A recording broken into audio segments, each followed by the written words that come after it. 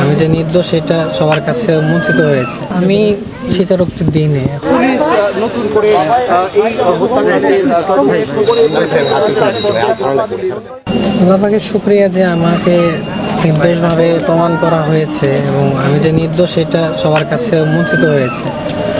আর যারা প্রকৃত হত্যাকারী ছিল এনাদের সর্বোচ্চ শাস্তি হোক, এটা আমার এখন চাওয়া।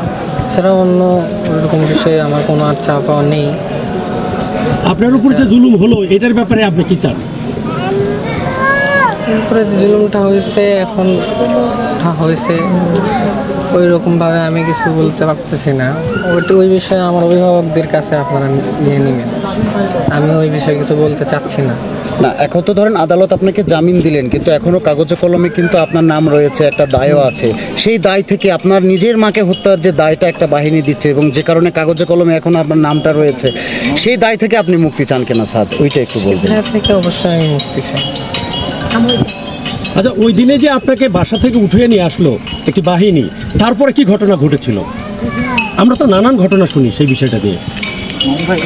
তারপরে কি ঘটেছে এই বিষয়ে ওই রকমভাবে আমার কিছু মনে নেই এবং ওই বিষয়ে তেমন আমি কিছু মনেও করতে চাই না।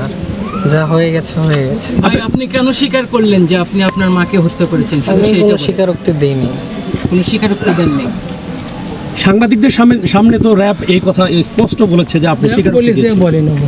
আমি স্বীকারোক্তি দিইনি। এখন পরে তারা কেন দিয়েছে বা কি জন্য দিয়েছে এটা। আচ্ছা, আপনার ব্যাপারে আরেকটা অভিযোগ যে আপনি এই যে প্রেম করেন এবং জুয়া খেলেন, এই জাতীয় যে অভিযোগ করেছে, এই বিষয়ে আপনি কি বলবেন? সকলগুলো মিথ্যা। এই কোনগুলোর সাথে আমি জড়িত না।